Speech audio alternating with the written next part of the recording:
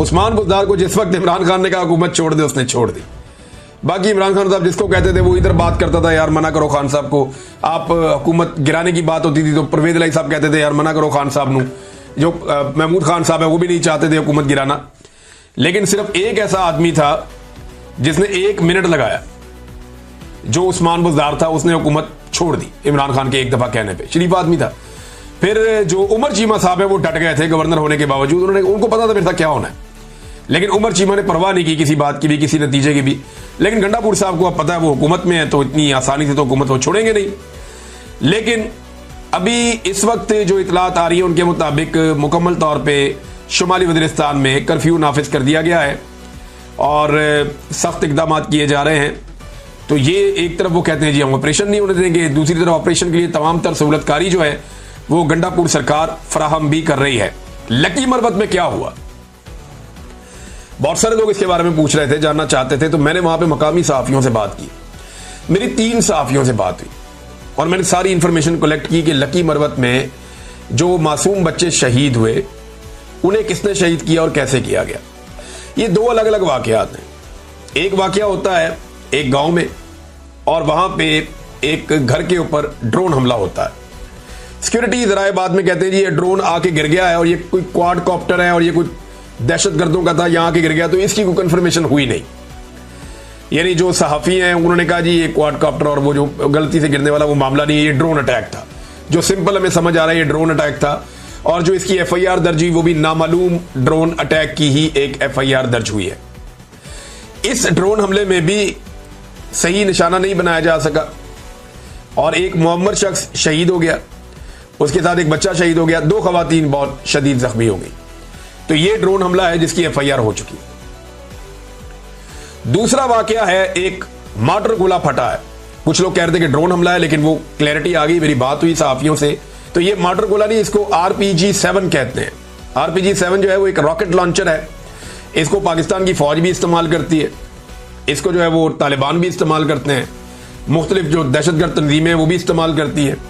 ये जो RPG के गोले हैं और ये रॉकेट लॉन्चर है, ये हमने भी थोड़े दिन पहले उनके पास भी देखे हैं। वो जो कच्चे के डाकू हैं उनके कंधों के ऊपर भी रॉकेट लॉन्चर लगे हुए हैं। जरा पुराने मॉडल के हैं लेकिन RPG यही है, RPG-7। और जो मकामी लोग हैं जो हथियारों को समझते हैं उन्होंने कहा जी RPG-7 था जो वहां पे फटा है। अब इसमें कुछ लोग ये कहते हैं और जो जख्मी बच्चे हैं वो भी ये बताते हैं कि ये कोई एक शोला सा आया आसमान की तरफ से, वो आकर गिरा और उसके बाद धमाका हो गया। लेकिन जो मकामी लोग हैं कुछ बच्चे जो जख्मी हुए वो ये कहते हैं कि हमें ये खेलते हुए मिला था, हम इसको लेकर आए और हम इसे खोलने की बच्चे को कोशिश कर रहे थे तो ये धमाका हो गया। ये 2 बातें वहां पे मशहूर हुई हैं। लेकिन ज्यादा लोग ये कहते हैं कि शायद ये खेलने के दौरान बच्चे से खेल रहे थे। अब देखें, हमारे बच्चे खिलौनों के साथ खेलते हैं, पाकिस्तान की मिलिट्री एस्टेब्लिशमेंट जो है उनके सारे बच्चे खिलौनों के साथ खेलते हैं। जितने बड़े बड़े ताकतवर सियासतदान हैं उन सबके बच्चे खिलौनों के साथ खेलते हैं। लेकिन खैबर पख्तूनख्वा के कबायली इलाकों में बच्चे RPG के साथ खेल रहे हैं। क्यों? उनकी जमीन पे ये पहुंचा कैसे? उनकी जमीन पे ये पहुंचाया किसने? इसके साथ जिम्मेदार कौन है? कौन बताएगा कि आज खैबर पख्तूनख्वा के इलाकों में या कबायली इलाकों में जो आग लगी है, जो बलूचिस्तान में आग लगाई मुशर्रफ साहब ने, उसके लिए जिम्मेदार कौन है? कौन इसकी जिम्मेदारी कबूल करेगा? भुट्टी साहब को तो कत्ल कर दिया अपनी अकड़ के अंदर। परवेज मुशर्रफ ने मुक्का लहरा कर कि फिर मैं ये कर दूंगा, मैं वो कर दूंगा, तो फिर उन्होंने अकबर भुट्टी साहब को कत्ल कर दिया, वो शहीद हो गए। लेकिन उसके बाद से लेकर अब तक 10,000 लाशें हमने उठाई हैं और लाशें गिरने का सिलसिला आज भी जारी है। जबरी तौर पे लोगों को गुमशुदा कर करके भी कुछ हासिल नहीं हुआ। खवातीन को उठाकर जेलों में डाल दिया, कुछ हासिल नहीं हुआ। लगातार तशद्दुद की सियासत की जा रही है, वहां पे जबर इंसानी हकूक की पामालियां हो रही है। बलूचिस्तान में कुछ भी नहीं हुआ, होना भी नहीं है, ये पॉलिसी नहीं चलती होती।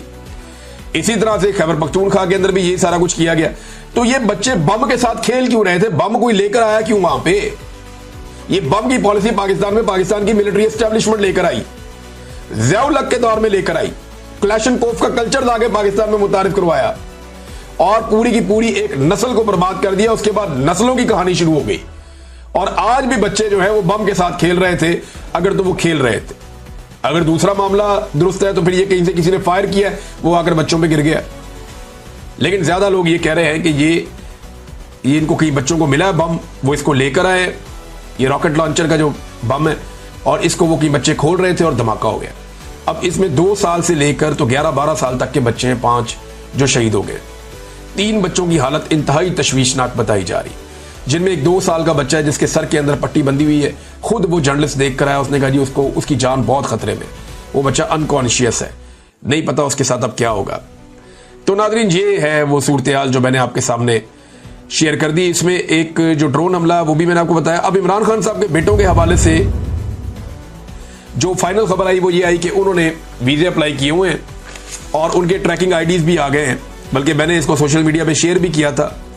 इमरान खान साहब के दोनों बेटों के ट्रैकिंग आईडीज मौजूद हैं जो उन्होंने वीजे अप्लाई किए हैं पाकिस्तानी एम्बेसी में, और दोनों ट्रैकिंग आईडीज एक सलमान का है और एक कासिम का है, लेकिन इसके बावजूद हुकूमत पाकिस्तान की जानिब से दोनों को वीजे जारी नहीं किए जा रहे। अब ये दोनों के ट्रैकिंग आईडीज यानी मैं आपको ये शो भी कर देता हूँ, ये आप देख लें अपनी स्क्रीन पे, और ये पाकिस्तान तहरीक इंसाफ ने भी मेरे ख्याल में अब बता दिया है।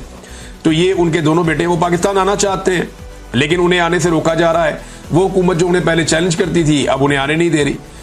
नादरीन, जो अमेरिकन डॉक्टर्स की तंजीम है उन्होंने न्यूयॉर्क टाइम के अंदर एक इश्तिहार छापा इमरान खान साहब के हवाले से, ताकि अमेरिका में वो इम्पैक्ट क्रिएट कर सकें।